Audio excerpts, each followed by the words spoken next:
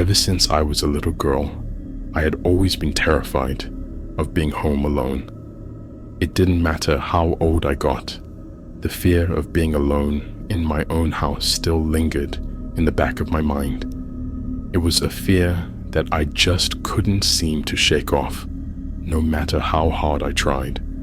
But when my husband suddenly had to go on a last-minute business trip, I had no choice but to face my fears and stay home alone for the weekend.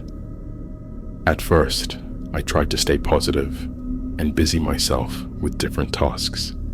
I cleaned the house, did some laundry, and even treated myself to a nice bubble bath. But as the sun began to set and the house grew eerily quiet, I could feel my anxiety creeping up on me. I tried to calm myself down and remind myself that I was an adult now and there was nothing to be afraid of. But deep down, I knew that wasn't true. That's when I heard it, a faint scratching sound coming from the attic.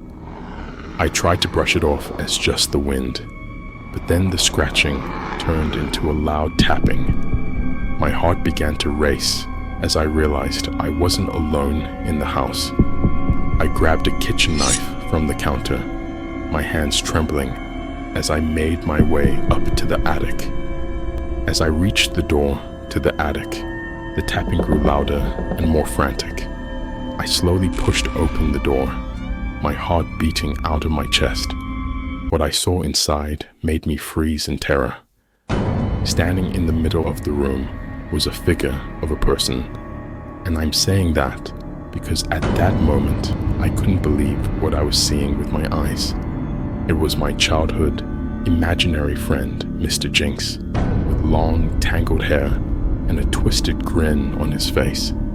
I thought I had left him behind years ago, but here he was, standing right in front of me. How was this possible? I had made up Mr. Jinx when I was a lonely and scared child. He was never supposed to come back, but there he was, looking at me with an evil glint in his eyes. "Hello, Gina," he sneered. "Long time no see." I was frozen in fear, unable to move or speak. Mr. Jinx had always been kind and friendly to me when I was a child, but now he looked like a twisted and wicked version of himself. "What do you want?" I finally managed to ask, my voice shaking. "I want to play a game," he replied, his grin widening. "A game of hide and seek, but this time you're the one hiding and I'm the one seeking." I couldn't believe what I was hearing. This had to be some kind of nightmare, but when I pinched myself, I didn't wake up. This was all too real. I knew I had to get out of there, but Mr. Jinx was blocking the door. Without taking my eyes off of him, I slowly backed away, trying to find another way out. That's when I saw it. A rope dangling from the ceiling with a noose at the end. Realization struck me like a bolt of lightning. Mr. Jinx wasn't here to play a game. He was here to kill me. In a panic, I tried to run towards the door, but Mr. Jinx grabbed me. I screamed and kicked and fought for my life, but he was too strong. As he tightened the noose around my neck, I knew I was about to become a victim of a Home Alone horror. But just as I was about to lose consciousness, my husband burst through the attic door, shouting my name. Mr. Jinx disappeared into thin air, leaving me gasping for air, and my husband frantically trying to untie the rope. It was over. I had survived the night, but I would never be the same. No one ever believed my story, and all the people I knew thought that I was unstable and tried to kill myself. I started going to therapy, but to this day, I'm still not able to shake off the fear of being home alone. And as for Mr. Jinx, I could only pray that he would never return to terrorize me again.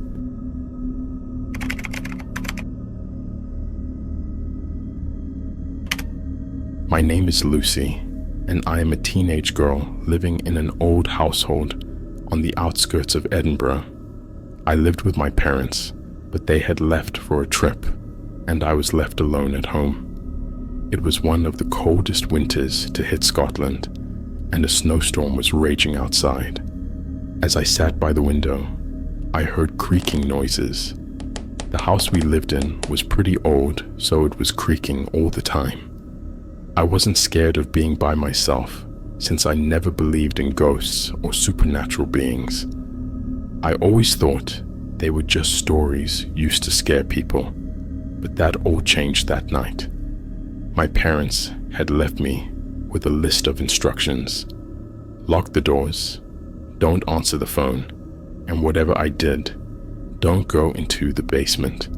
But the basement called to me, and I tried my best to resist the urge to check it out. But as time passed, I felt really bored and thought it wouldn't hurt to see what was down there for once. I went down the stairs, the cold seeping through my socks.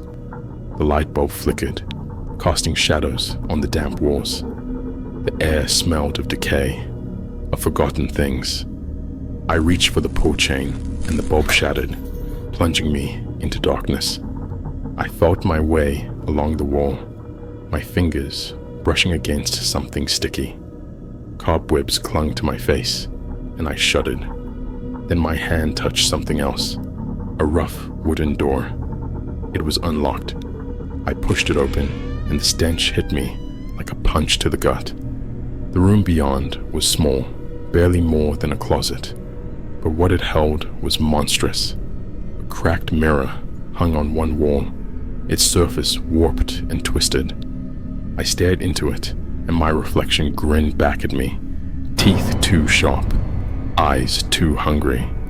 I tried to look away, but my gaze was drawn to the rusty knife on the floor. I picked it up, the blade cold against my palm. The mirror whispered to me, urging me to use it, to cut away the skin, to reveal what lay beneath. I hesitated, my breath coming in ragged gasps. The snow outside had turned crimson, and I knew I was running out of time. The door at the top of the stairs slammed shut, and I heard footsteps. Heavy, deliberate. My parents had returned early. Panic clawed at my chest. I stumbled toward the mirror, the knife raised. The reflection grinned wider, urging me on. I pressed the blade to my wrist, and the pain was exquisite. The mirror drank my blood, and I felt myself unraveling. The footsteps grew louder, and I knew they were almost here, but I couldn't stop. The mirror demanded more. I slashed at my skin, carving deeper, until bone peeked through. The pain was a symphony, and I laughed, blood spraying the walls. The footsteps reached the basement door, and I turned to face them. My reflection, now a grotesque mask of gore. My parents stood there, their eyes wide with horror, but it wasn't them I saw. It was the thing behind them, the shadow, the hunger. It had been waiting for me, using my loneliness, my fear, to draw me in. I dropped the knife, and it vanished, leaving only the cracked mirror. My parents rushed to my side, but it was too late. The snow outside had stopped falling, and the world was silent. I was no longer alone. The mirror had claimed me, and now I was part of its twisted reflection, forever trapped in that small blood-soaked room, waiting for the next lonely soul to descend into the basement. And as the snow began to fall again, I wondered how many others had come before me, how many had listened to the mirror's whispers, how many had danced with madness. I was no longer a girl. I was something else, something hungry. And the mirror hungered too, always hungry, always waiting. I have always been a bit of a loner. Despite being a successful dentist in the bustling city of Los Angeles, I always looked forward to Friday nights when I could escape to my villa outside of town. It was my little slice of paradise, away from the noise and chaos of the city. But on one particular Friday evening, things took a dark and sinister turn. I arrived at my villa, looking forward to a quiet night of reading and relaxation. As I walked through the door, I couldn't shake the feeling that something was off. The usually quiet and serene atmosphere of my home was replaced with an eerie stillness. I brushed off the feeling and went about my usual routine, pouring myself a glass of wine and settling into my favorite armchair. But just as I started to unwind, I heard a strange noise coming from upstairs. It sounded like something moving, but I couldn't quite place what it could be. I chalked it up to my imagination and tried to focus on my book, but the noise persisted. Growing increasingly curious and a little uneasy, I made my way upstairs to investigate. I checked each room, but found nothing out of the ordinary. Just as I was about to give up, I noticed the door of my storage room. Its lock was broken. I had never noticed it before. I must have missed it in all my years of living here. My heart pounding, I slowly opened the door and went down the stairs leading down to my storage room. But as I descended the stairs, I realized it was much more than that. The room was set up like a makeshift living space, with a bed, a small kitchen, and even a television. My mind raced as I tried to make sense of it all. Had someone broken into my home and made themselves at home in my own private space? I quickly searched the room for any clues, and that's when I found it. A small notebook filled with scribbles and drawings. As I flipped through the pages, my blood ran cold.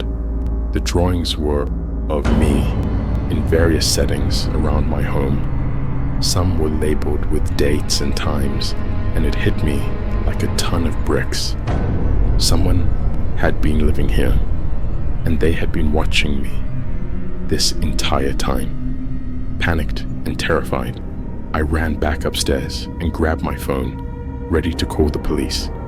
But just as I was about to dial, I heard a noise behind me. I turned around and saw someone standing in the shadows of the hallway. My heart stopped as I realized it was the person from the drawings. He was wearing a mask and I couldn't see his face. But what terrified me the most was the long, sharp blade he was holding in his hand. I knew I had to act fast. I made a run for it, darting out of the house and towards my car. I drove as fast as I could to the nearest police station, my mind racing with fear and adrenaline. The police arrived at my villa and searched the entire property. They found the hidden room and the drawings, but the intruder was long gone.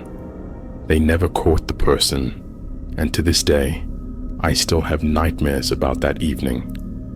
I now have a security system installed in my home, and I never spend a Friday night alone anymore. That fateful evening taught me a valuable lesson, that even in the comfort of our own homes, we are never truly alone. And sometimes, the most terrifying monsters are the ones living right under our noses.